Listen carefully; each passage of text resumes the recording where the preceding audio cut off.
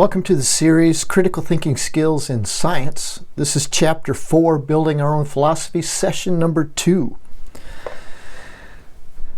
Again, just being reminded, keep going over the fact that we are looking at the same world, but we have different theories, habits, prejudices, and cultures that influence how we see the world. And those that have had the opportunity to go cross-culturally know that there's different worlds out there. It's only the same world, but the way we see it is very different. And that one culture sees it one way and another culture sees it another. Another culture has different dispositions than another culture. Sometimes we North Americans can be categorized as you guys are this, and this. And I never knew that, but now from their angle, perspective, I can see, a lot of us are kind of like that, aren't we? And so it's kind of like we're looking at the same world, but we're coming up, because of our glasses, with different presuppositions of what that world looks like. So again, first, facts do not come to us as objective items seen in the same unambiguous way by all reasonable people. Theory, habit, prejudice, and culture all influence the facts we choose to observe and the way in which we perceive them. So again, this quote by Stephen Jay Gould, as I had mentioned before, in that he was promoting a different form of evolution that was not Darwinian. And so he's saying that his form of thinking, even though it be different, he's still a reasonable person, but it's theory, habit, prejudice, and culture that all influence his perspective. And therefore, his perspective should be acceptable and be just as scientific as the Darwinian worldview perspective. And so what I'm doing is I'm taking this quote and saying, okay, if he used these factors to justify his position, then I can take those same factors that he lists to justify my position, because I am not, and I do not hold to a Darwinian worldview, but neither do I hold to a somewhat Marxist worldview. So what kind of worldview do I hold to? And how can I then justify my models that I produce based on theory, habit, and prejudice and culture, the way that they would be reflected in my system?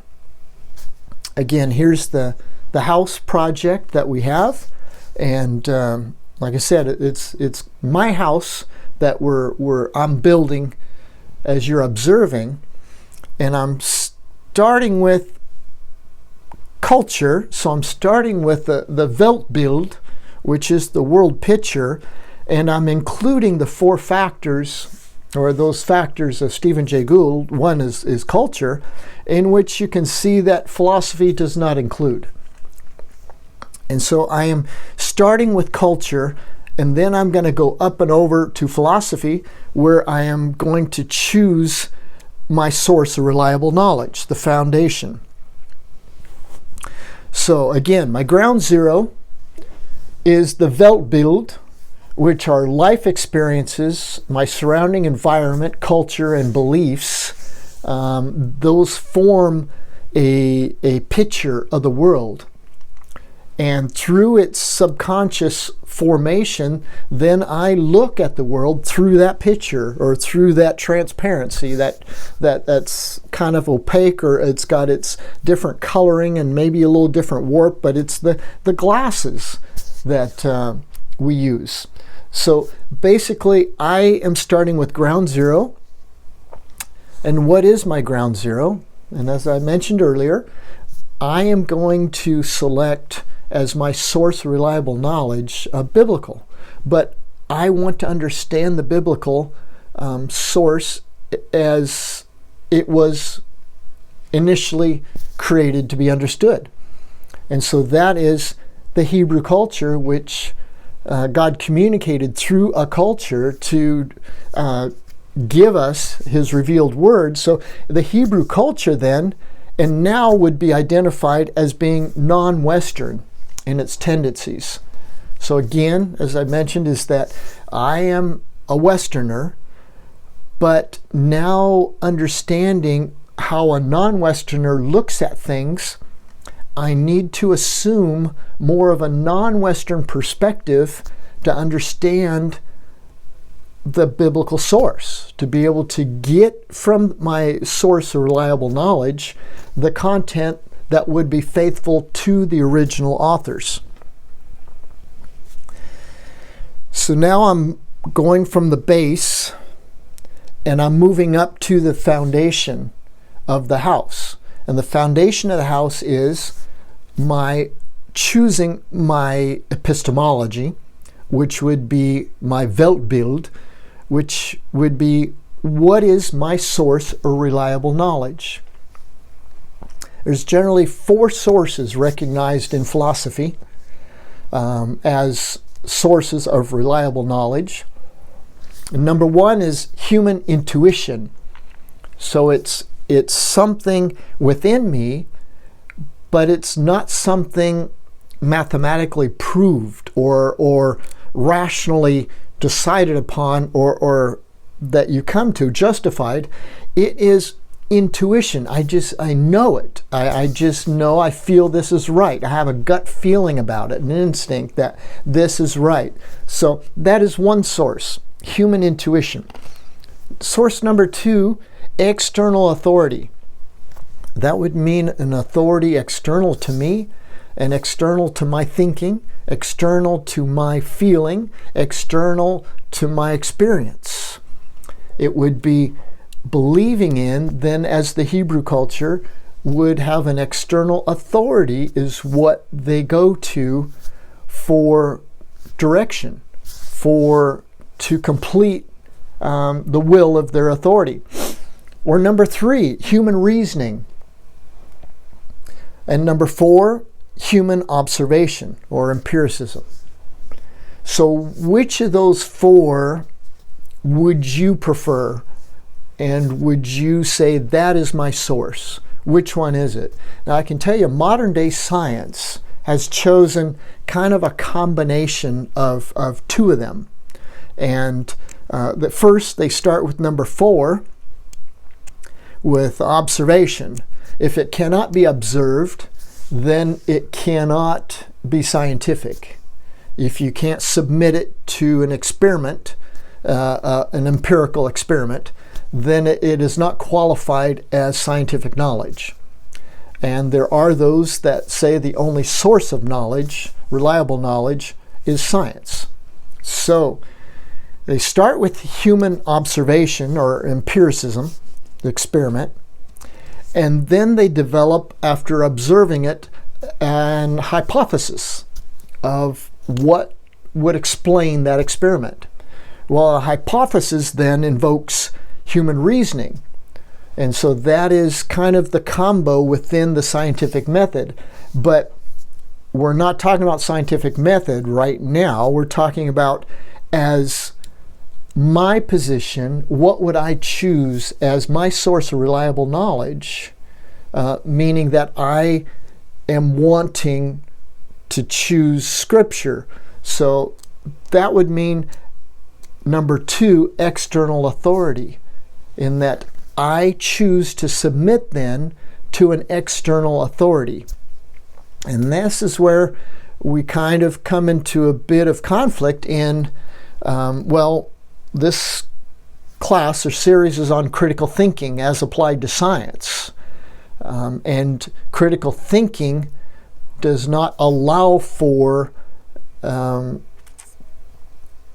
activities or sources of reliable knowledge outside of empiricism and rationalism, number 3s and 4s. So if I choose number 2 as an external authority, then I am outside of critical thinking.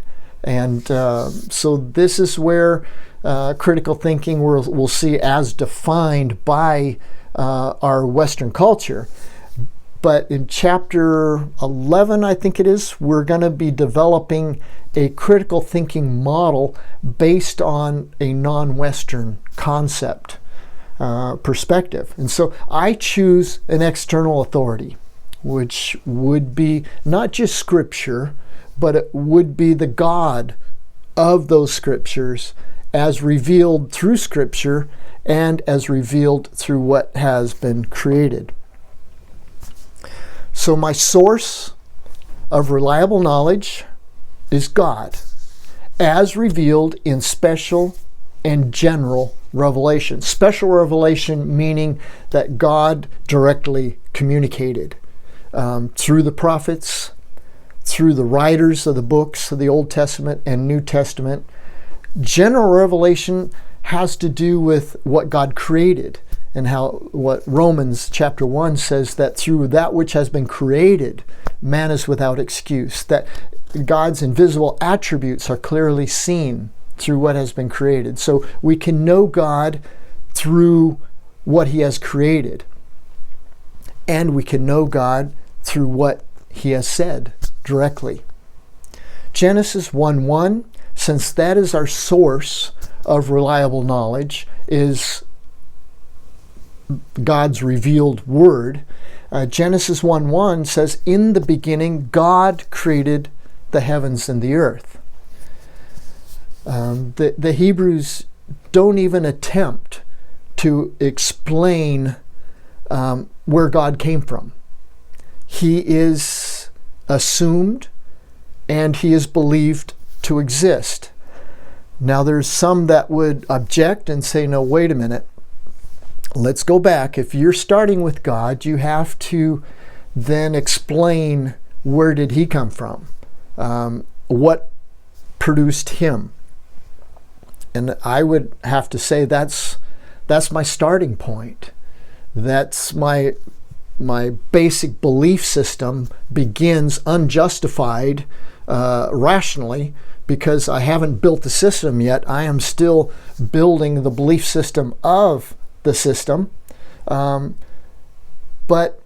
all of us, whether we choose to be a materialist, then we have to justify, okay, then where did our material come from? Our matter and energy, where did that come from?